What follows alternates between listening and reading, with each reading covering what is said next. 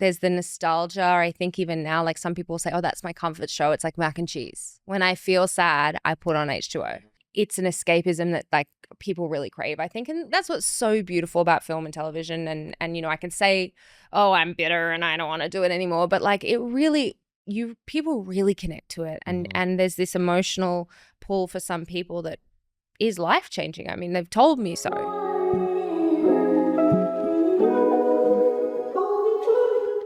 I'm a boy mom. I love it. That's my move. How old is your boy? I have two. You have two? I have a 6-year-old boy, a 5-year-old girl, and a 2-year-old boy. You're a mother of 3. I have 3 kids. I got 3 kids too. Do you? Yeah, I have a 15-year-old daughter, a 12-year-old non-binary child, and then cool. a 9-year-old boy. Talk to me about non-binary. That, but also high school. And I'm God. terrified. Well, okay, so there's a lot of truth to the terror. But I think if you have a good relationship with your kid, like I got told when my kids were young, like, oh my God, wait till your daughter's a teenager. It's going to be so horrible. It's not. It's not. Great. She's a great kid. She's fantastic. We have a really open relationship. We talk about everything. I think she sees me as more of like a resource than like a. That's nice. You know what I mean? Like I'm a recovered alcoholic, and I'm like I tell her so like. You have like a lot of knowledge. Were you like a gentle parent, or were you? Oh. Well, I'm a gentle parent, but I have boundaries. And I've taught my kids boundaries, you know, and also to advocate for themselves all the time. Totally. Yeah. So we like even when it was like tough parenting moments, they would be pushing back with like very reasonable arguments and very like, you know what I mean? They're like seasoned debaters, my kids. Love that for them. They know how to stand up for themselves. Don't like that for you, but I love that for them. No, it's good because we end up, there's not the traditional authority figure and then getting bigger to make your kid feel small. It's like they aren't afraid of me. And they're all very different kids, huh? Yeah. Oh my God. Yeah. And I got one of each. I got a girl, a non-binary child, and a boy. Interesting. When did your child decide they were non-binary? 6 years old. So stop. Yeah. So like a lot of people give me some grief about that, and everyone has something to say. Who gives you grief? Everybody had some shit. Shut up. My kid goes to a really progressive school, and even at that school, a lot of the parents were kind of like, "Come on, man, they're 6 years old." And I was like, "Okay." So my child had every sort of inclination to come to me and say this at 6 years old. That's wild. Why would I say, oh, stuff that back in a box? You know what I mean? So my 6-year-old's coming to me initially saying, hey, Daddy, when I'm older, do I have to have a boyfriend or a girlfriend? And I was like, no, you don't have to have either. That's fine. So right away I was like, cool. They feel comfortable talking to me about sexuality, whether they want to have a boyfriend or a girlfriend. I was like, yeah, okay, win as a dad. And then the conversation kind of went on, and they had been experiencing physical ailments since they were little, like tummy aches constantly. They whenever they got anxious, they would literally put their tongue in their cheek and like bite their tongue. And so they started to get this like tick around, like literally putting their tongue in their, like biting their tongue. And when they finally said to me and their mother, I think I'm not a boy or a girl, and I don't want to be either. I want to be neither of those things. And we were like, cool. And all that stuff stopped. All of it. The stomach aches, the anxiety. I could cry. 6 years old, man. And then by 8, they were like one of the most authentically real, like they know who the fuck they are, like to the bone. I call them cookie bones because they're so sweet. Their bones are made out of cookies. And have they experienced any pushback from other kids? Yeah. Really? Yeah, but they go to a really cool school. And like, so their best friend, this is really funny actually. Their best friend was like, so you're not a boy or a girl? And Gabe was like, no, I'm neither. And they're like, I guess I feel a little weird about that, but like, do I have to treat you differently? And Gabe was like, no. And they're like, okay, cool. And that was sort of it. And then a couple of their classmates were like, I think I'm non-binary too. And I'm sure the right wing love that. Yeah. But well, I mean, because so my kid is at the same school. I have one 11-year-old daughter and a year younger than yours. Yeah. And it's kind of astonishing the conversations that she and her friends have surrounding gender, sexuality. Really? I mean, these are things that they sit around in a circle during break. I mean, there's a crew in the reflection room. No, not even. They just sit on the swings and just talk about their shifting sexuality. Not shifting, but of like the fluidity. Yeah, the fluidity of it and how they feel. It was such a shameful thing when I was at school to even talk about things like that. Yeah. Oh my God. Yeah. And then do they have social media? No. No. God, no. The school they go to is very it's a Krishnamurti school that's like on a 120-acre oak grove, and they're all taught social emotional growth above like academics. The whole elementary program is basically based on conflict resolution and emotional critical intelligence. thinking and and like knowing yourself. I mean, that's a big part of the curriculum. Yeah. I mean, that was the theme of school last year, was a light unto oneself, a light unto the world. That once you really know yourself, your light can shine and help others. Oh, wow. I mean, it's pretty remarkable. Yeah. Like when we first toured the school, moving from LA up to Ojai, my ex-wife and I, we both just started crying. Yeah. We were like, I'm Canadian and I went to public school. And we were just like, could you even imagine being supported in this way, from that age? Yeah. I have a question though about that, because there's a tiny part of me, that's totally how I raise my kids. But there's this part of me that's like, okay, if I am entirely that way, do they develop resilience? Because I feel like I was made in the fire a little bit. Yeah. Me too. My relationship with my parents was challenging. Right. My dad was a great dad, but was like tough, kicked my ass. You know what I mean? Was like, you have to do shit. Pushed me into sports, made me follow through with things. So I hear you. I have that little nugget of like, oh God, are they just soft as hell? Well, what I worry. And the school is like, yes, they're soft. Aren't you happy? And I'm like, yeah. But but here's my pushback on that a little bit, is that they still struggle with things. Yeah. I mean, they're still they have trials and tribulations. And as idyllic as we make the school sound, it has all the same problems any other school has. It's bullying, and then people in high school are doing drugs. Bullying and stuff. Of course, absolutely. Gossip and there's going through middle school and the shifting friend groups and like the crushes. I mean, social dynamics are always challenging. And I know when I talk to my daughter about the stuff she's going through, it weighs heavy on her heart. And she still has to push through all the insecurities that we all have to go. And so I do think even setting foot on that school can be a scary thing at the beginning of the day. And so I do think they are still developing resiliency. You know, all of our struggles are all relative too, right? Course, so, but at the same time, we exist in this bubble within a bubble of Ojai, within the bubble of Southern California. I mean, we're like bubble, you know. We're all just doing our best, aren't we? Yeah, I know, man. But you bring up a really good point, because I think about that a lot, about the way that, I just have that struggle because my total nature is to raise my kids like in this envelope of love in a bubble and all of these things, but I'm also like, hold on, okay, I feel like I've turned out pretty well, and like I went through some shit, you know, I had beautiful, wonderful parents, but like my dad, we had shit to do, you know. My parents always had this like very strong sense of like, you need to have a work ethic, you need to like go through stuff, you've got to have chores, you got to do the right thing, and even moving to America, it was so tough for me when I first came out, and I think that really made me who I am. And like going through things that was so tough allowed me to sort of develop this like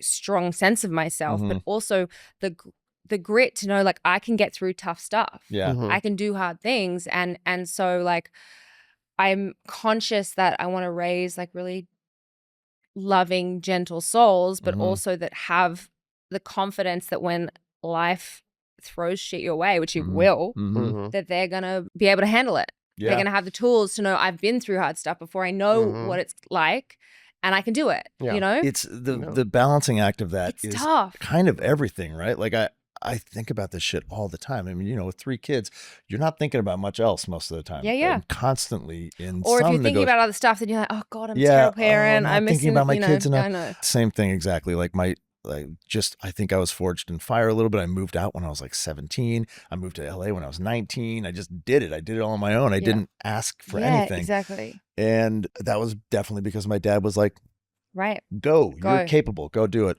Yeah. So I don't know, man. It's like I definitely don't mollycoddle my children. But I also think that the nuance of like Reed was saying between like it's all relative. The things they're going to have to be resilient about are very different from what I had to deal with. Like they got handed a broken planet. They got handed a 100%. broken country. They 100%. have no and I just had a parent teacher anymore. conference yesterday, and we were talking about academics and stuff, and I'm like, well, you know, I really need her to be able to write well so she can write AI prompts. Right. And you know, you're just like, I don't even know what we're preparing kids for. It's crazy. I think about that all the time. Like the traditional industries aren't going to exist. So trade, learn a trade. I'm telling you, be a plumber, be an electrician. It's really true. Yeah. Or at least something that involves human connection. Yeah. Or be a pro athlete, kids, because people are always going to watch sports. They don't want robots. Well, in the NFL. Robo-athletes. Robo-athletes? Robo-athletes? That doesn't work.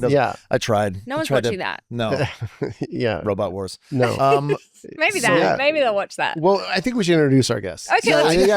It is. So we have Claire Holt is Hello. here. Yeah, Claire Holt. Hi, Claire. Welcome to the show. Guys. I got a clap. Yeah. Love and I'm that not for sure, me. like you haven't watched the show, but we do start every show with like sort of a confession. Okay. Something that we're Not like sort maybe of. working Boy. on. Well, a confession.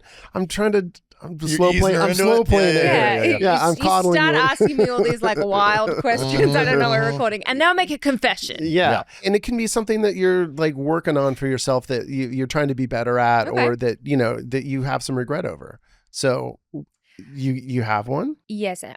I have a really overdeveloped sense of guilt when it comes to my kids. Okay. And I feel like when I prioritize myself, or I go away on a work trip, or I train for a marathon, or do any of these things, that I'm a bad mum. Mm-hmm. And I had this exact conversation with my husband this morning, and I said, would it be better if I were just with my kids all the time, and then I could make sure that I was doing the right thing, and I could make sure that anytime like something fell apart, that I could be there to guide them to put it back together themselves, as opposed to putting it back together for them. And he just was vehement in his response, and he said, absolutely not. But I have this constant back and forth with myself, and I always have to coach myself that it's okay for me to pursue a career. It's okay for me to be away from them and to miss moments. And it's okay for me to also do things for myself and make myself the first priority at some point in time, in our week, in our day, whenever it is. And it's just, I have this real anxiety about it. And I think also I have an anxiety that got triggered since having kids that I didn't have before, where I was just so much more blasé about life because it didn't matter. The stakes were low. It was just me. Something happened to me, whatever. But now I have these 3 kids to raise, and I find myself getting like so much more anxious about crazy things. So what I'm working on is to get everything in here and just like be able to sift through the mess and the noise and not have those like really, honestly, they're harmful thoughts. They're not productive. Well, let me know how you do that. I'd love a shortcut for that one. Let me ask you this. What would happen if you let go of that guilt? Like, what's the fear if you let go of that guilt? Interesting question. What do you need from that guilt? What are you getting from it? Well, I think I have a bit of a self-sacrificing, like, you need to do the right thing and put others first, like a complex of that. And so if I were to put myself first, to me, that's being selfish, having an ego, not being humble, not being respectful of others, all of those things. And in Australia, growing up, we have this real culture with there's something called tall poppy syndrome, right? Where if you called what? Tall poppy syndrome. Oh, yeah. So if you think you're bigger, better, or if you achieve more than someone else, the poppy grows taller, they cut it down. Canadian, same exact thing. Yeah. So I always grew up with this, like, don't be too much, don't be too confident, all of those things. So I think that if I totally let go of all of the feelings that I have of I'm not good enough here, there, or anywhere else, it would be a challenge for me because I was raised with such a sense of like humility and doing the right thing and putting others first. It almost feels like going against your fabric, right? Yeah, like, truly. It's like this is baked into the cake, man. Truly. I don't know how to not apologize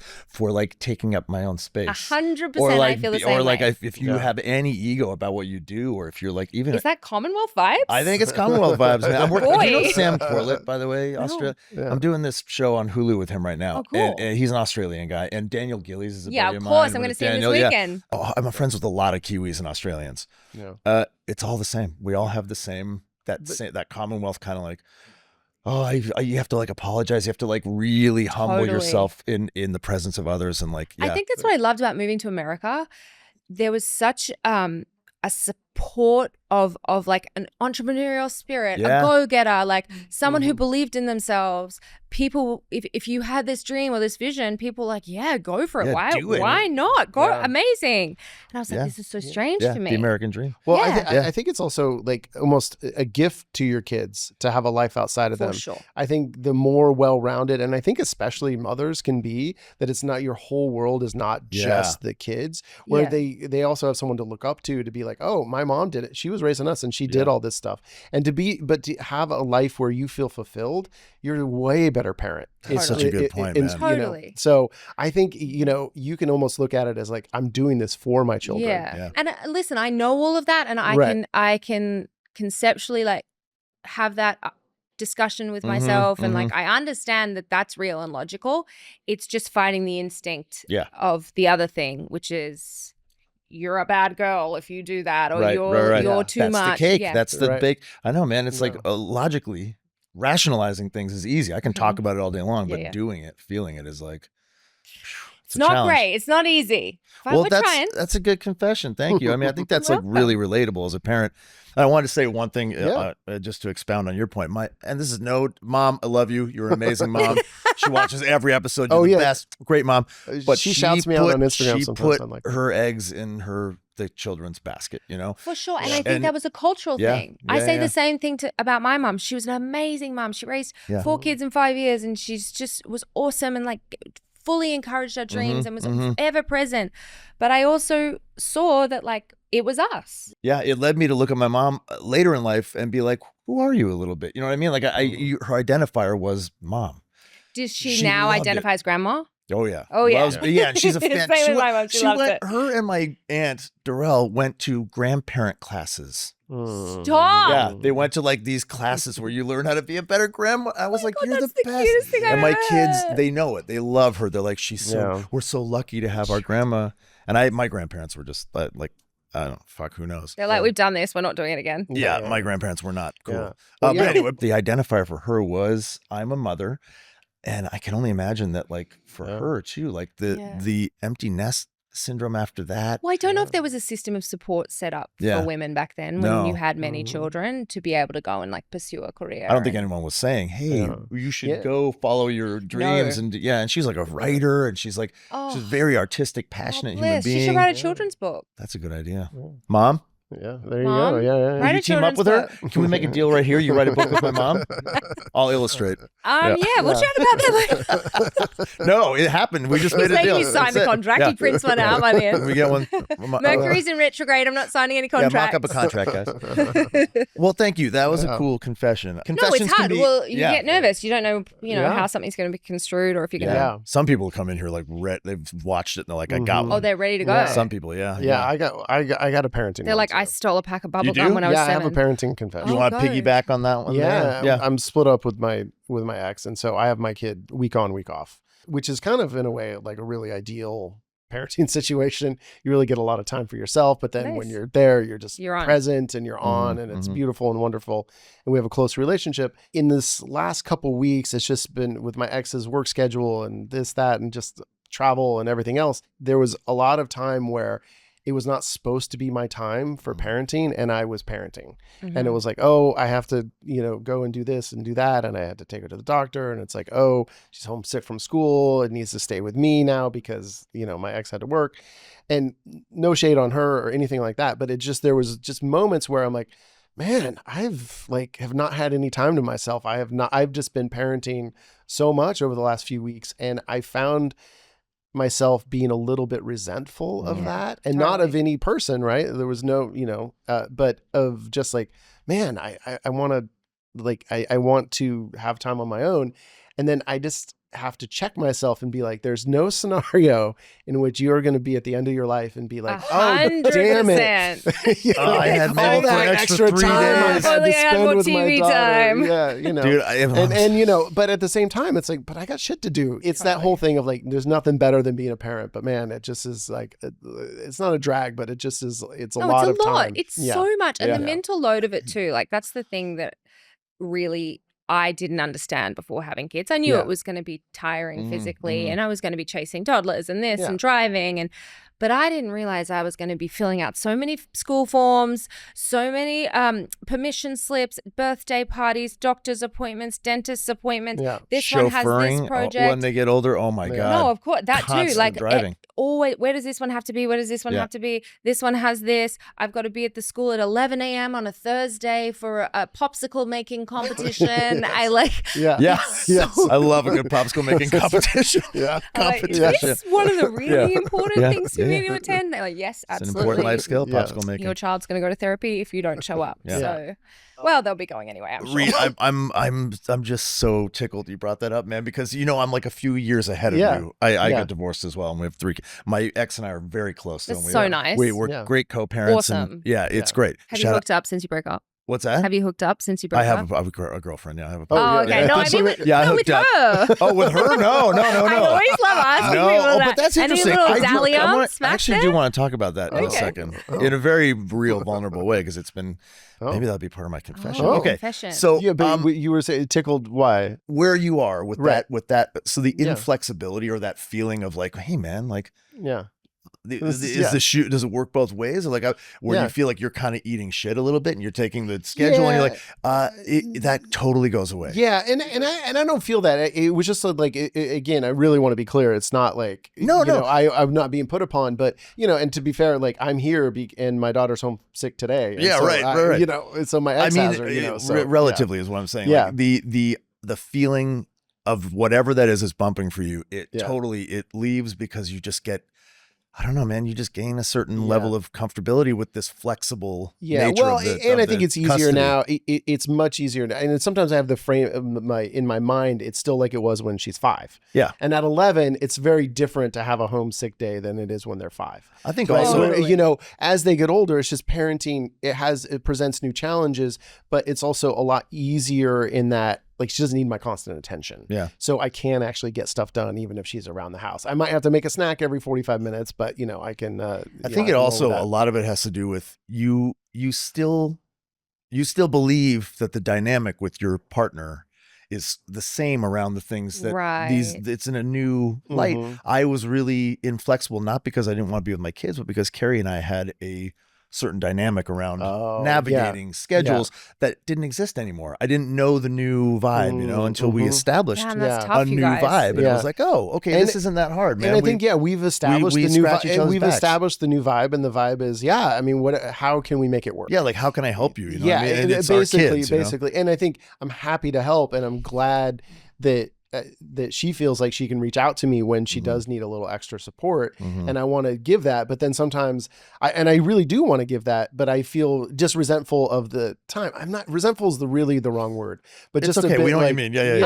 I'm not judging you. I know what you're saying. Yeah. You hate your kid. You hate your ex. You hate your kid. You do not want to be dad, no. Please clip this. So much. Please clip this. This is the one that's going to get you all the listeners. Right. Yeah. I hate my kid. That's it. That's the whole clip. Yeah. That's it. That'll go viral. Yeah. I hope you're ready. Thanks, Reed. That's a good confession, man. Yeah. You got one? Yeah. So it changed. I had one because my one of my good friends' mom passed away yesterday, and sorry, it was less of a confession and more that I phoned him on the way here today, and it was just one of those things where it's like, anyway, we don't have to, when you reach out to someone and you don't know what to say, but you do it anyway, and it was one of those moments, and just offered my service any way I could. But I think the juicier confession. Okay. Yeah. That one sucks. Well, that one was just like, it sucked the air out of the room. Why don't you? My ex, Carrie, is getting married again. What? She's getting remarried. What? And I think it's okay that I mentioned this is breaking news. I'll check with her. I did not know. Yeah. So it's not a secret. Her family knows. Everyone knows. She's getting remarried to Adriano, and Adriano's great. We all like Adriano. The kids love him. I like him a lot, actually. But when she told me she was getting remarried, I was devastated. I bet. I congratulated her. I gave her a huge hug. I was like, thank you for, telling me and whatever. It was really awkward. And then I got in my car and I just crumbled. Wow. I cried. I was driving home and I was like, baby crying. I was like, ugh. And it wasn't. And then I went home and I told my girlfriend, I was like, I'm a little fucked up I need to talk to you about this. Like, I didn't anticipate these feelings. For sure. We did so much work and it was so hard to split up, and and it was contentious, and we had to work through all that. And it was like, we definitely both knew like, okay, we can't do this anymore. But fuck.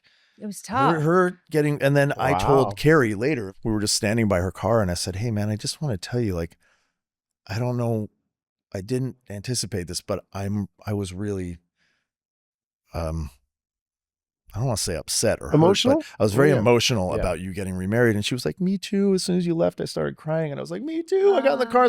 And so we had this big, long, shaky, crying hug where we both kind of, it was an interesting moment of like, hey man, I'll always love you. You know, like I'll always love you, and she'll always love me.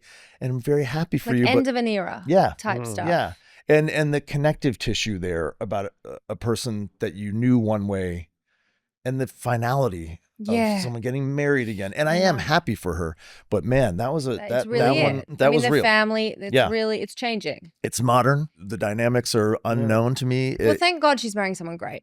Yeah. Nice. Yeah. He's a great guy.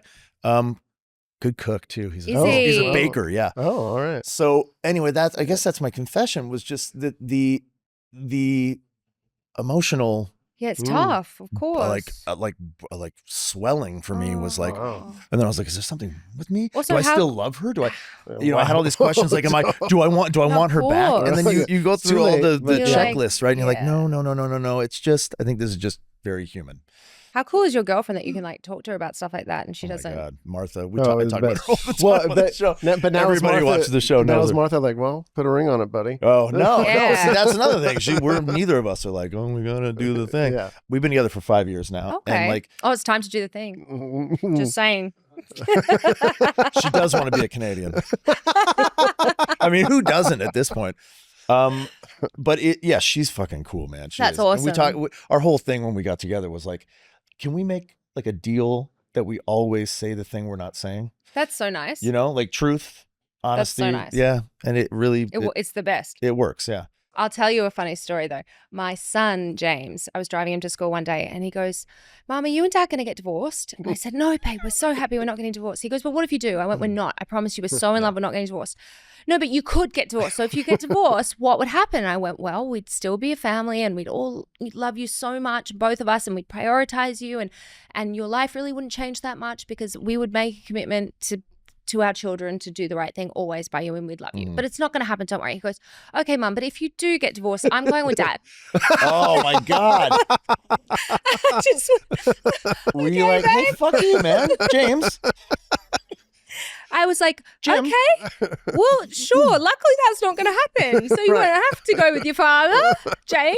That situation's hilarious when your kid just like says some wild shit, and you're like, it was so wild. Yeah. But there was also this tiny part of me that just was like, oh, he loves his dad so much. Yeah. And I love that they have this really beautiful relationship, and they just like are glued at the hip, and they're talking about the spread, the bloody point spread, and the bloody NFL. Oh my God. Like they have this camaraderie that's so tight. And he felt comfortable enough to tell me, I don't want to live with you. I'm going to live with that guy. Is this your 6-year-old? This is my 6-year-old. Your 6-year-old is doing point spreads? Oh, yeah. Oh, jeez. Oh, like, what are you guys doing in Florida? I mean, geez. No, I mean, he's not betting money on it, but he has. He has this little. He's piggybacking on his dad. One of the other dads. So we go to this same place for breakfast every Sunday morning. Oh, cute. And one of the other dads in the group loves football as well, like my husband. And they have my son on his iPad will voice note like, I'm going for the Chiefs today, D Whites. Like, you're going down to This is your 6-year-old. He's so obsessed with football. He loves it. So he's a future either athlete, sports agent. It's not clear that he's got the genes. Yeah. None of those genes exist in my family. Yeah. But listen, he's a fast kid. He's 6, but he's not. No one's scouting him at his. Well, he's only 6. School game. Yeah. But he loves it. Sports agent maybe. My 9-year-old went through a huge period, not huge, but like 6 months, where I'd be like, hey, can I leave? I love you. And he'd be like, I don't know if I love you, but good night, Daddy. And I'd be like, okay, like, it's okay. And you have to say things like, that's okay. I'm knowing something is hard. Like, it's a feeling. You don't know love. But inside you're like, hey, man. It's so true. Or when they're figuring out death and they're like, are you going to die? Yeah. when are you going to die? Are you going to die soon? Yeah. Right. And you're like, no, but how do you know you're not going to die soon? You're like, well, I don't know. Have you seen something? Is Yeah. someone sending you a premonition? I could get hit by a car No, today. it's really crazy. Like, how do you like come up with the right response? You just wing it. You just honestly my 9-year-old also started saying things like, I look in the back seat and he'd be like crying on the verge of tears. He'd be like, I just realized that I'm going to be the last one in this family that's alive. I'm like, what? He's like, everyone else in the family will die before me. It's like, buddy. You're like, don't have to think it's about true. that now, babe. It's like, if you look at the actuarial tables, it's true. But what do you say? Like, well, don't not necessarily. So dark. Well, you'll have could children get of your sick. own by then, and your grandkids and Kids. Oh, Yeah, I know you wouldn't care about us so much then. Yeah. Probably much less. That is so funny. Yeah, he's really funny in that one. I wanted to ask you something. You just said when I was an actor. Are you not acting anymore? Or you just don't? I'm so bitter about the industry, and I really have found a way to pivot and do so much and still maintain control of my life. Yeah. And I think when I struggle with it a lot, the transition when I first had James, because I went from working since I was 16, consistently working. I mean, apart from when I came to America and I did 142 auditions or something before I got my first job. I'm doing that right now. Yeah. Yeah. It's weird. tough out there. Very backwards. I sort of had a real identity crisis. Yeah. And didn't know who I was and had so much ego attachment to being on a show or doing something and like getting a job. And then I started to realize that I tested for a few things and they didn't go my way and I was devastated. And I just like felt like, God, I've sacrificed so much to be a parent. And it's not fair that I've had to sacrifice this much. And I love my son and I love my child, but like, dads have it easy and dads can just like keep working and keep doing everything the same. And I had to take 9 months off to have a kid. And then I had to breastfeed the kid and go back and figure out how I was going to work and then after a lot of therapy, that bill is extraordinary, the therapy bill.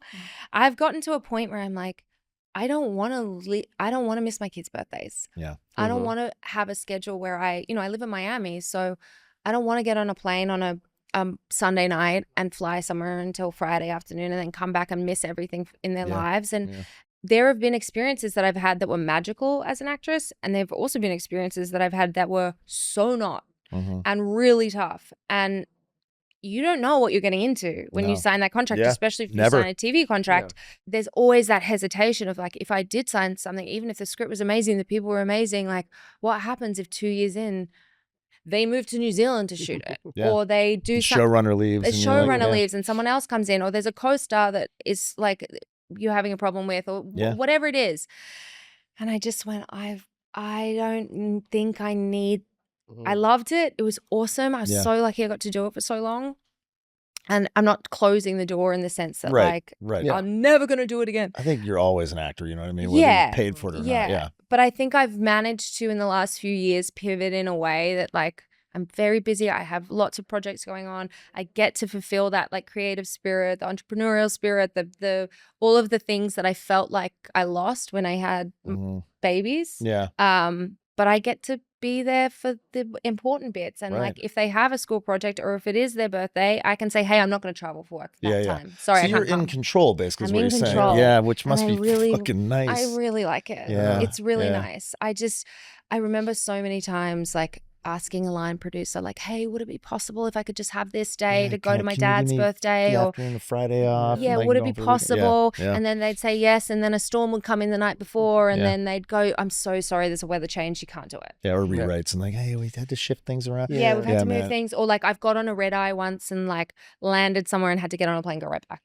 I think for my life and my kids right now and just where the industry's at in general, I'm not sure it works for me anymore. Yeah. What's your relationship like with the old work, the old acting work? Like I think I suck. You think you suck? Oh my God, I'm the worst actress. I can't believe anyone ever hired me. Well, no, but I know, because I've never seen H2O. If you can believe it. That lives on 20 years later. Yeah. 17, 16? Yeah. 17 when we were filming. 16 I think when I got it maybe. I have a bunch of like 23-year-olds who work with me, and like they found out you were coming on the show and they That's freaked so out, funny. right? And I'm like, yeah, no, she seems cool. I've never seen anything, I've never seen Vampire Diaries. I've never seen H2O. Yeah. That was like a little kids show that played at 4:00 in the afternoon on a local network in Australia.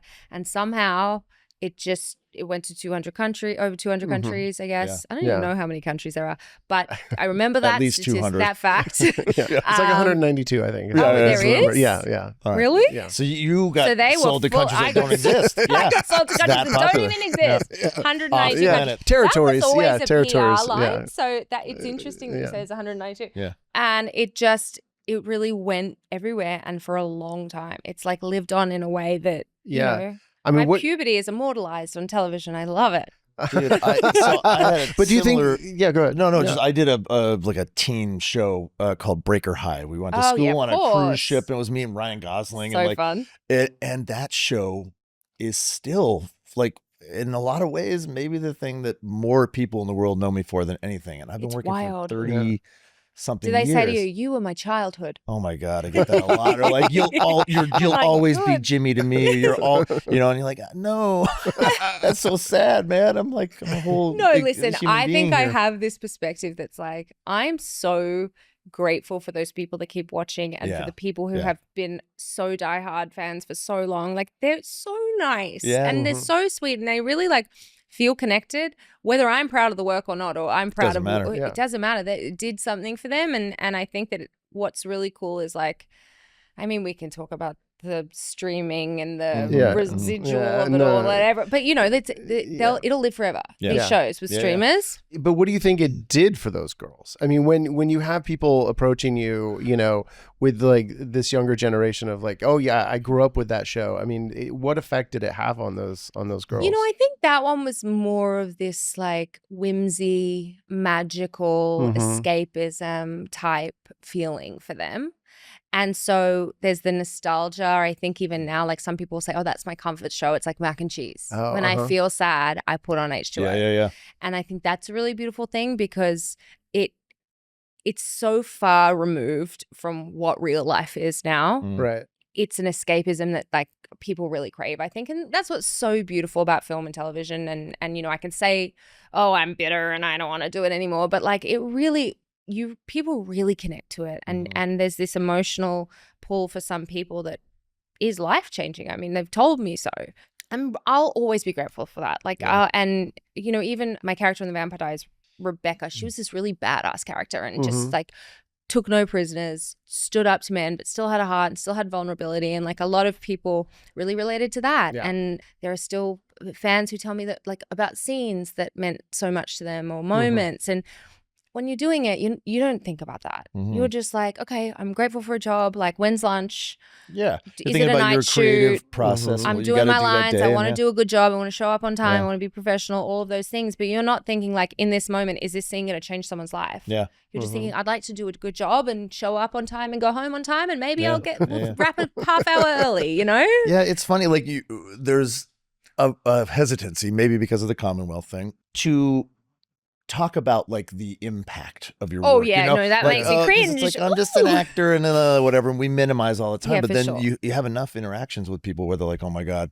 Like I had this Polish fan who told me they were in like a fallout shelter for like months and months, and the only thing they had was New Amsterdam to watch, my show on NBC, and they're like, it saved my life basically. And you're like, oh my God, that's an extreme example, but that literally you are is a the most lifesaver on TV and in well, real my life. ensemble, but there's like there's impactful. There is an impact, for sure. And I think I mean, that's art. Yeah, art makes exactly. people feel things, and whether you want to call yourself an artist or not, it is art. Yeah. So okay. So from the artist in you, that makes me cringe too. What, artist? You calling I'm you an an artist? artist. Oh man, that's funny. That took me years of my life to actually even say I don't call myself that. I'm an artist. Yeah. Okay. Yeah, she's I call clearly myself child uncomfortable wrangler. I'm a child wrangler. But the creative person in you. Yes, the You said creative. you get that elsewhere now. What do you? What's the thing now? I'm designing a fashion line. Nice. I'm about to launch next month, Wow. which I thank Wow, you. I'm wearing my white t-shirt right now. Hey. The first launch is 3 cuts of a basic white tee. It actually came. The conception of the brand came. Myself and my co-founder I just couldn't find a white t-shirt. I was like, what do you wear? Mine falls apart. This one, this is $350. I'm not paying that. Like, and then I reached out to my audience on Instagram, and I just got like thousands of messages. Yeah. Either there was no clear winner, or everyone was like, help me, I don't know. Yeah. And so we sort of got together and went, well, how hard is it to make a t-shirt? Yeah. Turns out it's very hard. And there's a lot that goes into it. It takes a really long time. And starting a business is really tough.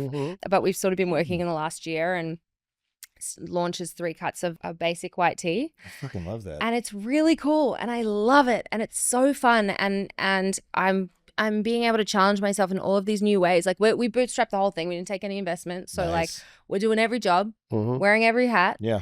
And you don't get that many opportunities as you get older to really learn. And like I said before, like be forged in a fire. You know, you have to just figure it out as you go and problem solve, and then also not quit, because there's so many moments where you go, it's a bit hard. I had a good, I'm good. Yeah, I had a good run. Yeah, good run. But like push through that.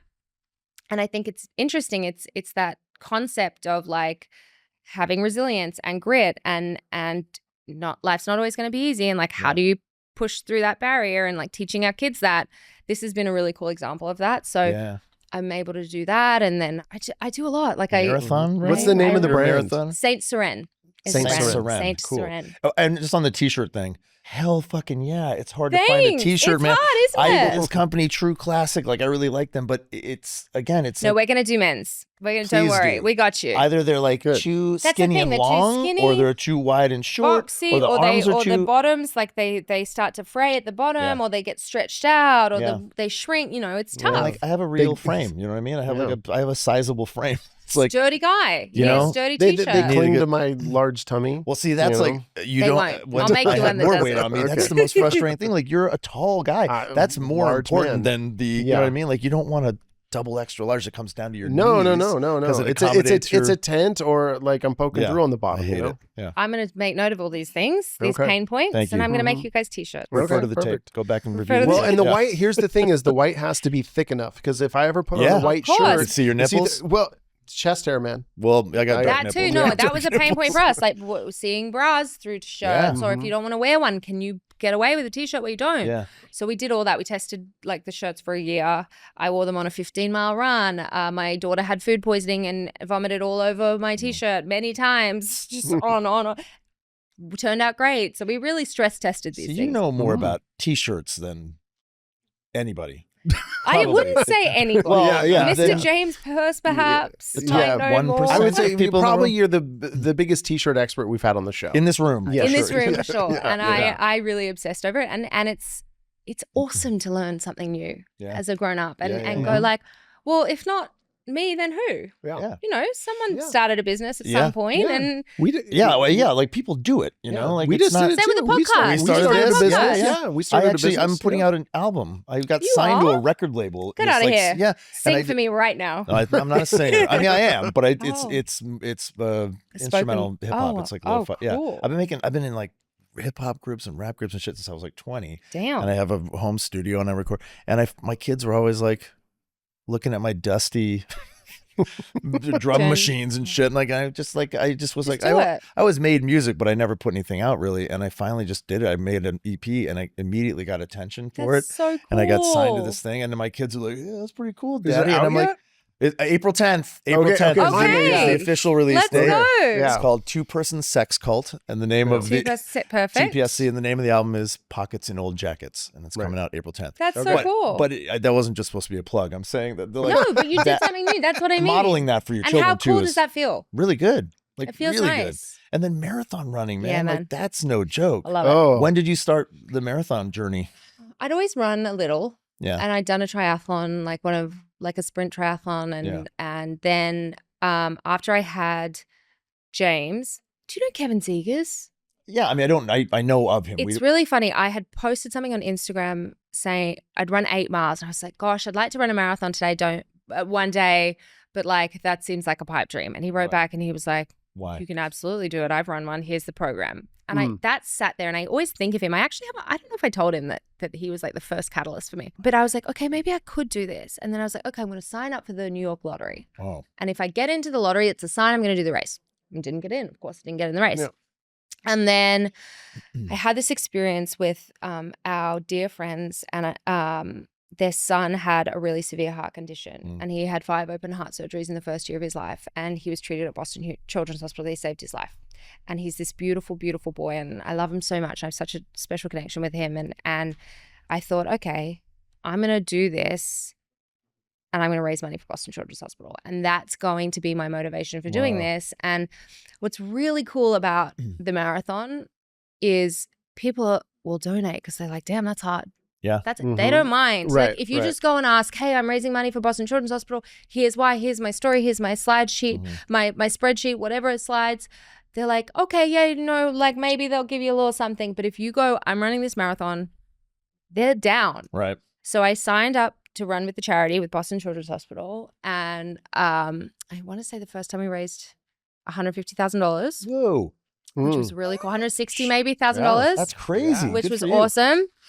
And I got the bug, but I hated the first race. I had the most horrific first marathon experience of my life. I thought I was going to die. Did you shit your pants? It was so hot. I didn't shit my pants, thank God. But a man behind me did shit his pants. Oh, okay. Yeah. Well, at least it was behind you. That's Behind a thing me. in marathons? Did What you do you shit your mean? pants? That's Runner my number shits. one That's fear. like a huge What? thing. Oh, yeah. I knew there's a reason I'm not didn't Because run. the There's like blood the flow runner's high and runner diverts shits. from your gut Yeah. to your legs or to your muscles, to everything else that's like demanding so much. And so your GI, you get You like just lose crazy control? Just liquefies, basically. I don't think you lose control. I think someone trusts a fart and they shit themselves. Yeah. Is what happens. Never trust a fart while you're running. Don't do that.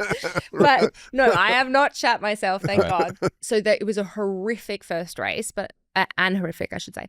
But I kind of was like, okay, I did it. I raised all this money. Then I got pregnant with Ford, my third. And after Ford, Great yeah. name. James is a great name too. Ford, James Allen Ford. Oh, nice. And then after I had him, I was like, I need like a redemption story. That sucked. And so I ran again for Boston, the Chicago Marathon, and I ran for their mental health division. So they're specifically like, I had met with with the head psychiatrist, Dr. Stacey Drury there. And she told me just the most heartbreaking statistics about childhood mental health and suicidal ideations and all of these things. And I just was like so just ripped apart by what I heard and just went, okay, that's my next one. So ran for them in Chicago, raised over $100,000 then for the mental health specifically unit. And I had like a really amazing race. The race was awesome. I had an 11-month-old and I just had this like real sense of pride. Like, okay, I had another baby. I came back. I did it. I trained. I raised more money. And then I just had the bug, So then I ran New York again. And then I ran New York again the year after. And there's something about the marathon that is so special because you just see the best side of humanity. Strangers are out there lining the streets cheering for you. They're not yelling at you to get off the street. They're like, you can do this. You're amazing. You see people running without legs. You see people, guides for blind runners and blind runners finishing an entire marathon. And it's just like people pushing wheelchairs. I actually had an experience with that recently in the Miami half, and it was so magical. And you just get this feeling of like, oh, we're all in it together today. Yeah. And that's something that is really hard to find in this day and age. Yeah. And, people say what they want about marathons and like the traffic and this, that, and the other. It's such we had one come through Ojai like 2 weeks ago. I was like, get the fuck out of my town. Yeah. It took an extra 45 to get where you were going to go. I had to go around 2 more streets. Damn. I can get real busy real fast. No, but it's amazing. It's just such an awesome thing. So I think I may be retired from that distance just because the training is... Oh, that's intense, man. And then it hadn't really occurred to me before.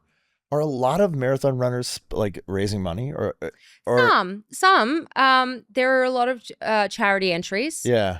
But I don't know the exact percentage, but I think why wouldn't you? Yeah, I mean, if you're doing something if you're gonna do it, I mean, we raise money for our kids to read for a day. Yeah, like which really turned out to be like an hour and 15 minutes. But hey, mom, dad, no, it's amazing, and people are so willing to give when you do these like endurance events, because they're hard. Yeah, and that's another thing that motivates you when you're at mile 23, right, and your legs are about to fall off. You're like, people gave me their hard-earned money. There's no freaking way I'm stopping. Also, you already ran 23 miles. Yeah, exactly. So, like, there's that.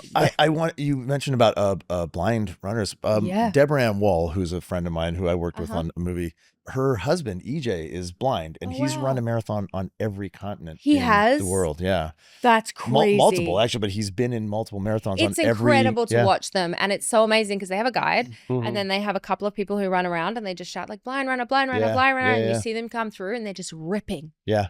They're so fast, and like I don't know if they're fearless. They appear to be fearless. Yeah. And it's just such a beautiful thing. And then I had an experience in January where I pushed my friend Michael in a wheelchair for the half marathon in Miami, and it was the coolest thing I've ever done. And I told Andy, I had this feeling coming over. There was a bridge at about mile 11, and I came over and they'd made this tunnel, and it was just like the cheers from people, and they're coming in. There was a gentleman in front of me who started clearing the path for me and saying like, move out of the way, wheelchair, move out of the way. And everyone was just like coming in on us, screaming at the top of their lungs. Michael was just like giggling, and I could just feel the joy emanating from him. And I don't know, except for the birth of my children, the moment that my kids come out, that I've had a feeling akin to that ever. Oh, wow. Yeah. It was so awesome. Yeah. And so I just was like, wow, this is something that really is like super meaningful and a beautiful experience, and kind of addicted to it. So even if the distance like is too much for you now, you'll probably be involved in one way or another. For sure. Marathons, I'd love to right? go cheer, and I want to do all of that. And can you start your own marathon? Like, can you just do that? Can you be like, this is the Claire Holt marathon? Can you imagine? I just like block the Miami Claire Holt marathon. I mean, what's stopping you? I just put cones out. Everyone has to wear one of your t-shirts and you get out there and run. Maybe a 5K. You know, Diplo did that. I did Diplo's 5K the other day. It was so fun. Did you? Oh my God, it was so fun. Where is he? Where was that? He does them all over. Yeah. His was the one I did was in Miami, but it was awesome. It's like you do a 5K, and then he does a DJ set after 11 a.m. What could be bad? That's my dream. I'm not going to the club at 2 a.m. anymore. Just an 11 a.m. Diplo set. I feel like the burning question for me is Miami. Yeah, let's go. Oh, I mean, sure. Why? How? How did that happen? So when I met my husband, he was living in Miami. He was in LA for a month, and I was freshly divorced. And so I was like, yeah, no, absolutely no interest in a relationship. Like, we can hang out. Yeah. He was like, okay, that's fine. I live in Miami. Like, no worries. And then I think we very quickly realized, like, oh, this is not just hanging out. We sort of started to figure it out. And at that point, I was still like, I'm a workhorse. I'm an actor. I'm not stopping my life for anyone. And and he's like, okay, it's fine. We'll make it work. So we sort of were like everywhere for a minute. He still had a place in Miami, but we lived in LA most of the time, and then traveled a little for work. And then when I had James, we were still splitting time. But once they go to school, you have to pick a place. Yeah. And he started going to school right around COVID. Like 2021 is when he started. And at that time, it was just easier to do a school in Miami. Just be in Miami. So we started, and then, you know, like I fully got hoodwinked. I mean, my husband was like, no, we'll never live there. Don't worry. Temporary. We're just doing a little. And now I just love it so much. You love Miami? But it took me 7 years, 6 or 7 years to really love it. I hated it for a minute. What do you think about Florida, though? I mean, Miami seems like its own microcosm. You know what I mean? But it definitely is. Listen, there's crazy stuff everywhere. True. But there seems to be a concentrated percentage. There's a lot of Florida man type things. No, you know what? I really love it. And I live in a great neighborhood with beautiful parks and really nice families, and my kids are happy and they're in a great school, and I have built great friends. I have a great community now through my running, and I've like I don't feel the crazy. Yeah.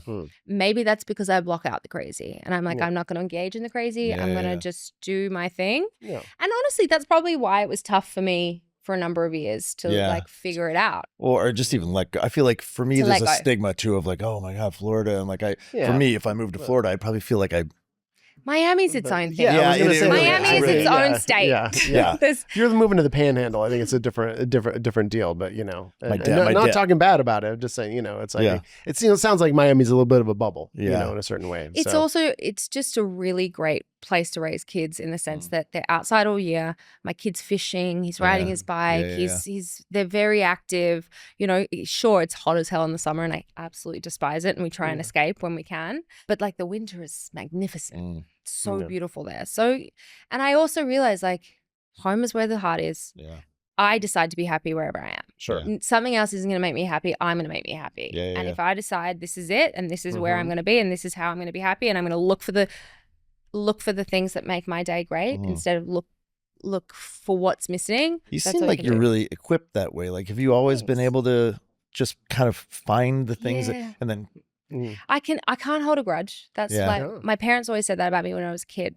I could never stay mad at anyone. That's good. And I think I always like have this feeling of I don't like feeling bad. Don't like feeling angry. I don't like it's not even that like I'm trying to be this super spiritually evolved person, which I am trying to be that, but I just don't like the other feeling. Yeah. So if I can choose to feel something different, if I can choose to like find joy in everything and you know, I'm so lucky. I have these kids that are like the greatest thing to ever happen to me. Yeah. I'm so in love with my husband and my children and my family and like that's it. When you talk about our deathbed, like that's what I'm going to think about. Sure. But it feels like just from knowing you for an hour now that you are able to manifest things. Like you I think so. Yeah. I made a vision board when I was, maybe I was 16 or 17. I think I'd done one season of H2O and I'd moved down to Sydney and I didn't know anyone. I didn't know anything. I didn't know how I had like a little agent. I didn't know how I was going to be like make a life that I wanted. Move on from there. But I made this vision board and I put Hollywood on the vision board. I put red carpet on the vision board. I put this like handsome dark haired man on the vision board. That's my husband. And I put all of these things that I wanted on this vision board and I shit you not, I got everything. I wanted. Yeah. And I really have always felt like a powerful manifester because I believe that I can have it. Yeah. I think a lot of that also is like from choosing joy and from choosing to be happy and from trusting that if something doesn't go my way, it wasn't mine. Yeah. You know? And that's hard when you're 21 and you don't get the job, the thing you test for. I remember I tested for this big movie, Percy Jackson and the Lightning Thief when I first moved to LA. And I flew to Vancouver and I did the whole test for it. And I was like, this is it. Yeah. This is my moment. Right. And then I got the call saying like, oh no, they didn't go with you. And I was like, what do you mean? There's a mistake. Yeah. There's no way. Like I didn't. I manifest things. What do you mean? I manifest it. I get what I want. Yeah. It was an amazing lesson. Yeah. And that's that grit that we're talking about. Like there's 142 auditions I did, the bus stops on Sunset Boulevard that I was crying on. The thing I needed that to happen to me. Yeah. I needed to go through that. I think that's important to note too about manifestation. It's not like you just get the thing you still have to go through all the and there's been so many things that I've tried to to manifest that have not happened. Yeah. Sure. Yeah. It's just trusting that if it didn't come to you, it wasn't meant for you. Hey, Reed, I was thinking this week, maybe I try a Patreon ad. Oh, you just have to say the thing that it is, the destination, because I can never remember. Okay. Patreon.com//IOYSM pod. There's where you need to go to show your support to our little show here. On the Patreon app, we have many, many perks for you. We have Tyler's Tuesday Tales, Reed's Song of the Week. We got some BTS stuff. I just took you to the con in Washington I was at. That's right. Ad-free episodes if you don't want to hear this, because who does? Yeah. And Reed, we always like to tell our fans, like, we can't do this without you. We really can't. No. And the more support you can offer us, the more content we can offer you. It's kind of a quid pro quo situation. There you go. So please, if you want to show support, and we would love you to, go to patreon.com/IOYSM pod. See you there. All right. Ooh, thank you, Tyler. That was fun. I just thought, break this week. We're sicko. So my first pregnancy ended in miscarriage. I want to say 10 or 11 weeks. And it was the hardest thing I've ever gone through in my life. And I really underestimated the pain that you feel. And before I had a miscarriage, I was so, I don't want to say blasé about it, but I was just like, oh, well, that's the body protecting itself, or that's, you know, that's nature. And, oh, you'll have another kid or you'll get pregnant again. Sure. I had no concept of how horrific the experience is. And for me personally, you know, the baby had a heartbeat, I'd had a scan, I had gone for multiple scans. And then I went in one day and I had what was called a miscarriage where there's just no heartbeat. Oh. And that feeling, I feel everything about being in that room that day. Like it's such a core memory for me. And having to go and have the DNC and everything around that. And then after the fact, the hormonal shifts, because your hormones I believe, I mean, I could be wrong, I'm not a doctor, but the drop in hormones from that point in pregnancy that's the highest they'll be. And so I just was so broken afterwards. And I locked myself in my bedroom and I didn't want to talk to anyone. And I didn't want to talk to my husband. He bless him. He was so amazing. And I just was like, what's wrong with me? I failed. I can't do this. Is this before you had any children? Before I had any children. Yeah. And was he in the room? Was he in the room when you found? Was he at that appointment? He was not in the room when I found out. Oh, was he? I can't. I've had so many. He was there. He was there because it was the first one. We should call him. He'll be like, Claire, are you serious? Of course I was there. Right. It's like it was the worst moment of my life. I was there. Understandable that you might not. No, he was the there. Most pertinent detail. You know for what? You know? With Fords, he was like, "You've done this before, right? You're good. You don't need me in every scan." Right. No, he was definitely there. Well, that's the thing. Is your first kid. I know I was there for every little thing, and he was there for that. He was there for the scan. Well, then that begs the question though of like, how was he able to support you? And like, as men, what do you know? We obviously have, if we're in a relationship where that happens, we have our own stuff we got to deal with, right? But like, how do we support the woman in that? Well, that's the thing that I think was so beautiful and eye-opening for me. Like, he was grieving the loss of his dream too, but because it wasn't happening to his body, he felt such a strong need to be there for me. And I'm sure he won't mind me saying this, but I woke up one night after it had happened, and I just found him on the end of the bed crying. Yeah. And he didn't want to do that in front of me or break down in front of me because he felt that like he had to be strong for me. Yeah. And he was so beautiful. He gave me so much grace. He never pushed me in any direction. He just listened to me. He let me be depressed. Yeah. He didn't try and pull me out of it. He just like sat there with me. It was a really incredible thing for our relationship at that point because it just like made us so strong as a unit. Yeah. It's hard, right? Because you don't know what we're feeling. Like it's not just the physical, it's the emotional, it's the hormonal, and then it's the sense of shame, right? Yeah, right. It's like I couldn't do the one thing that my body is made for. You felt shame around that. that. Yeah. Oh my God. Tremendous shame. What if I can never have a kid? What if I can never give my husband a child? What if I did something? Was it the run I did before I knew I was pregnant? Was it the food I ate? Was it, the whole time you're like, what did I do to make this happen? Fuck. And you're so ashamed of yourself, or at least I was. Yeah. That's such a hard thing as someone to support. And it's like what you said about your friends. Like, you don't know what to say. Yeah. You just got to be there. Just be there. Just be there. You can even say, I don't know what to say in this situation, but I'm sorry. Here. This sucks. This sucks, and I'm here. Yeah. Had you told people that you were pregnant? Yeah. I had. All my family knew, and quite a lot of friends actually. I hadn't really told everyone, but after I had my miscarriage, I was very public about it. I had read this blog post from someone who, Leandra Medine, The Man Repeller was the blog post. She had written this beautiful, beautiful essay on losing a child. I felt absolutely everything that she spoke about, and it made me feel so much less alone reading that I was like, oh gosh, I think I have to do this. And I'm so scared because what if people think it's performative? What if people think like, oh, that's your business. Like, stop sharing your business with the world. You're just trying to get Instagram followers or whatever. And I was like, no, this woman did so much by writing this. Maybe if I post something about what happened to me, someone's going to feel less alone. And I think there were over 40,000 comments. Wow. Men and women, and my wife had a miscarriage, my sister, my niece, and everyone just sharing their stories with me. And it was the most beautiful healing moment, and touching on people still coming up to this day. There are a lot of people who still reach out to me and say like, when you shared that meant so much to me because I read those words when I was going through it and I felt less alone. That's impact. Yeah, that's real impact. I think that's one of the things I'm proudest of doing, that I put that weird, like, Australian, like, don't be too much thing aside and just went, if someone thinks this is weird, that's fine. I'm going to share it anyway. To roll it back a second, I'm curious. You said your husband was crying on the end of the bed. When that was brought to your attention, were you relieved to see his emotion like that? Or was it better for you when he was keeping it more to himself?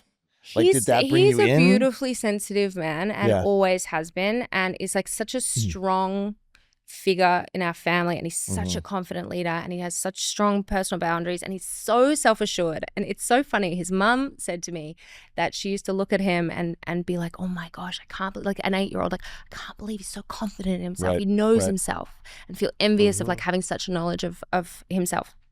And that's how he is. So he's not afraid to feel things. Yeah. I think that he just didn't know how to navigate it for me. Right. But I didn't know how to navigate it either. Yeah. And that was one of those things where I don't think I felt better or worse. I just felt sad that I had taken up, he would never want me to feel that way, but like that I hadn't given enough space for his grief as well, because I was so consumed by my own. Right. And that was a really like special moment for us to go like, hey, we're both equally grieving, sad. yeah. And I can be dealing with the physical, but like that doesn't mean that the emotional's any less for him. Well, and that was his design, was that he didn't want you to feel Totally. any of those things, right? Totally. So he sounds like a really great guy. He's by the way. best guy in the whole world. What's his name? Andrew Joblin. Andrew. Hi, Andrew. Andrew's the best. My ex-wife had almost the exact same thing of, I think, 13 weeks, 12 or 13 weeks, miscarriage, late, DNC. right? I was in North Carolina shooting You a movie. were. We had already like nicknamed the baby. Yeah, I know. You know, we had all these dreams. It was going to be our first child. Same thing. What you said about being sort of like, yeah, miscarriage is a part of, like the doctor was like, you know, it was a disorganized embryo. Your body's doing what it's. The terminology. I know, but it was very so... Levine. I was like, that's very typically Levine, the disorganized embryo. I was like, yeah. And that makes sense. That You're tracks. like, I barely made it out myself. Yeah. But it is very different, the experience of going through it than hearing about a miscarriage. Totally. I think we just think miscarriage. Oh yeah, it's just awful. think it's the That's body. awful. I'm sorry. That's really you know, sad. oh, that's sad for you. But when you go through it, But it wasn't alive, you know. It wasn't. Yeah, The child it wasn't here a real yet. baby. It wasn't Like- a real baby. And that was the one thing that just completely exploded for me. Like to me, this was a real baby. Like all my dreams had been, like my dreams were there. Yeah. I'd imagined everything about the life of this baby. So to me, it was real, you know. Yeah, like poor thing, I'm sorry. And she was like just destroyed, Devastated. you know. And then I didn't. It took me a long time to find what I was feeling, because as a man, I think it is a complicated place to be. Not as complicated as having a miscarriage, but that how to support and how to be there. And what do I feel like? For sure. It wasn't my body. I didn't lose For a sure. child growing inside of me. But man, I when I finally let go, it was in the shower and I just wailed, man. I bet you did. I didn't know I had gotten that attached to. Yeah, and that's the thing, you don't, and then you feel like you shouldn't, and there's it's just so many conflicting things. But I think, you know, that's the beautiful thing. We can say what we want about social media, and everyone's oversharing and performative this or doing that, or like everyone's showing every snippet of their lives. But there is a big part of it that makes someone who's suffering from something in silence go, oh, I'm not the only one. Yeah, if you And it's like- make someone feel seen or for sure. that they can share with you, you know. You have a monster social media following. Oh yeah, there's quite a few of them. It's a lot, It's so yeah. awesome. And do you They're so feel great. like, because on the outside, yeah, you can criticize anything. The internet can be so cruel, you know, and especially if you try to do something real and transparent. A lot of times people, For sure. you know, they point a finger, oh, you're doing that. Do you find that that's your approach with your social media? Is that you're like 100%. Authentic at all costs, and like it's 100%. yeah, And I think that there's been many moments over the years that I've gone, oh, I can't say that because what if it's misconstrued? I'm going to be cancelled. I'm going to say, what if someone thinks I mean that? And then it's and then you just have to go, I know where my heart is. Yeah. I know who I am. Yeah. I'm going to speak the truth, and you can like it or not. Yeah. Right. And obviously I'm not out there trying to be like super contentious and talk about inflammatory situations or controversial things. Like I don't want to do that because I've done parts of that before and I've learned my freaking lesson. Me too, man. Learn my lesson. But I also don't want to be afraid to Yeah. be myself and share things about myself. And I think we're swinging a little bit back that way. Like it's yeah. I Let's feel a little safer. talk about that for a second. The pendulum on the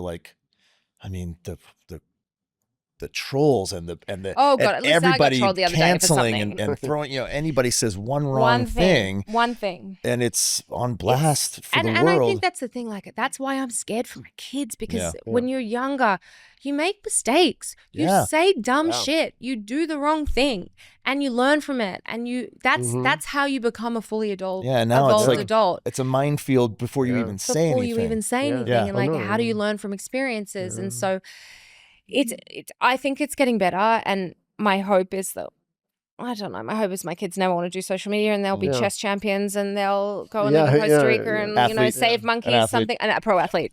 Pro athlete, obviously. On the New England Patriots. We had a tech talk at our school for a doctor came in and was like, these are the effects of social media on, the child psychology and suicidal ideation, all this stuff. He said, maybe your kids won't be into social media at all. I'm hoping the same, because I feel like my 3 kids, they're not into it. They're a little like, hey, that's stupid, and your phone is stupid, and why are you like, you were always on your phone. I kind of resent phones. My daughter is like kind of into it, but she also has no social media. She's like on Pinterest. That's basically it. Oh, it's my dream. My 5-year-old's like getting her iPad out, doing like, I'm going to do a tutorial to teach you how to draw a giraffe. I'm like, oh God, no, please, I'm begging you. But I think that it, like, maybe that pendulum is swinging the other way, that it's like, that's not we cool, all got to band together. If Yeah. we all just say we're not going to give our kids phones or social media or whatever it is. That's our class has a, there's the wait until 8th is like kind of the thing. And so I think our class,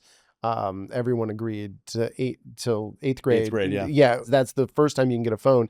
And then most people are like, I'm just going to get them a dumb phone, not going to get them a smartphone. Just, and absolutely no social school, media no until way. like after high school. And Australia just made the rule that 16. Yes. Oh my God. And I heard it's had like a huge social media. Oh, and it's had a really big impact already, apparently, sure. and showing other, countries in the world like, hey, could you imagine if we had it when we were teenagers in our early 20s?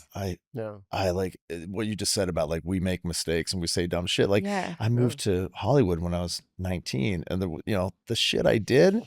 Oh my God, man! If it was just all being recorded. Woo! Yeah, now we just talk about it on the show. Yeah. Now I get to tell funny anecdotes. Yeah, funny from my anecdotes. past. Yeah, exactly. But I really hope that it's scary, man. That the design just doesn't account for any human like happiness or thriving or anything. It's all designed to just and we sap say you this of as your people life. who are reliant on social media for our careers. So it's such an interesting thing to grapple with, because I like it. I need it. Me too. And we're all trying to build businesses off of it too. I mean, that's the thing is it's like we kind of need it. And that's how we grow the show. I mean, and it's like, should we create a new social media platform? Yeah, definitely. Want to do that? Definitely. Let's buy MySpace back. Yes. Yeah. Got your top friends. Just be savage about it. Does anybody remember High Five? No, what's that? You're too old. Precursor for High Five. That was before. Friendster. That was for the boomers? That was before. It was like just before MySpace. Was there even internet? What about? It was AOL. Yeah, it was dial-up. Dial-up.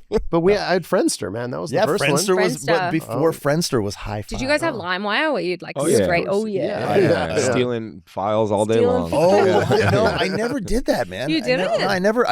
You're like, I always appreciated artists, and I wanted to pay for that. You wanted to buy the albums. You didn't burn CDs. No, the other thing I did was I would import my CD, which when you could do that, import your CDs into iTunes and then make discs. Then you have a digital copy of it. Yeah, but I never stole music. I never stole music, and I never pirated any videos or film or TV. File sharing. Yeah, it's file sharing. Yeah, you didn't steal anything. Yeah, you call it what you want. Don't come for me. I've got 3 kids to raise. They come to arrest us. And come get her. April 10th, your album will be on the file share sites. Line straight to LimeWire. It's just going to go into the stream farm anyway. It doesn't matter. I won't see a dime. He's announcing it today. Yeah. I'm going to pull a U2. Do you guys remember when U2 just like put their new album in your iTunes? No one wanted it? And we're like, why is this here, man? I didn't buy it. It was like, I don't like these songs. I was like, I don't really like you that much, U2. That's the hubris on that one. I was like, Jesus, Bono. Definitely. Well, it's weird. They're Commonwealth, aren't they? Yeah. They don't have it. What were they doing? What were they thinking? Not somebody got in their camp. Someone was like, hey, man. There was an American there going, you can do this. You'll be very un-Irish. That's amazing. Yes. Yeah. We are trying to be the anti-toxic masculinity podcast. Like, what does that mean to you? Like, to be non-toxic masculine? Like, I think a more specific question we try to ask usually is like, what is your definition of masculinity? Yeah. Like, because a friend of mine was like, hey, what's the opposite of toxic masculinity? And my answer was like, divine masculinity. But then I was like, well, what is masculinity at all if we take some of the... God, I don't know the answer to that.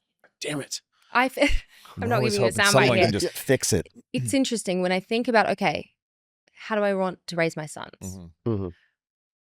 kindness above everything, above every, I need to be tough, I need to be brave, I need to be this, that, and the other. Like, I just want to raise respectful, kind little boys. I think it's important for them to have a strong sense of self. I think it's important for them to feel confident and to feel like they can lead and be in control of their own lives, or whatever you want to say, and have grit and have determination. But I think that's important for my daughters. My daughters. Oh God, am I having another one? Oh God. No, I'm not pregnant. Yeah. I don't think. No, but I think that's important for my daughter to have as well. So being confident in being kind, I think, okay, is what confidence that is to and me. kindness. I like that. Yeah, good answer. Thank you. Is it? Yeah. Well, look, it's so open for interpretation, and a thing I that have no I found, idea what it is. You know, it's interesting because the things you just told us about your husband, all the qualities that you really love about him, are divine very, but also very sort of classically masculine. He's a leader. He's strong. With such a sense of kindness and compassion and respect and sensitivity, and I think an emotional fullness, right? He has the highest EQ of anyone I've ever met in my life. He has a full, like, he's just a people person, and he understands people. And so I think that it's the level of self-confidence, but also the respect and the ability to allow all of his emotions to exist. You know? And not be ashamed of any feeling. Yeah. That to me is divine masculinity. Divine masculinity. Yeah. I love it. Well, that great. Thank you. Yeah. Of course. And thank you for coming in. Yeah, of course. So, and a special shout out to, of course, everyone in our Patreon, our love bugs. Special shout out to our premium love bugs, Jonathan Newman, Roblin Regier, and to everyone else who's supporting us on Patreon. It is you who make this show possible. We appreciate you all so much. We thank you for your support. We love you so much. We love you so much. And thank you to everyone who's watching this and listening. We appreciate you. And of course, our crew, Studio 1042. Yeah. And then Claire Holt. Thank you to Claire Holt. Thank you for being here. Yeah.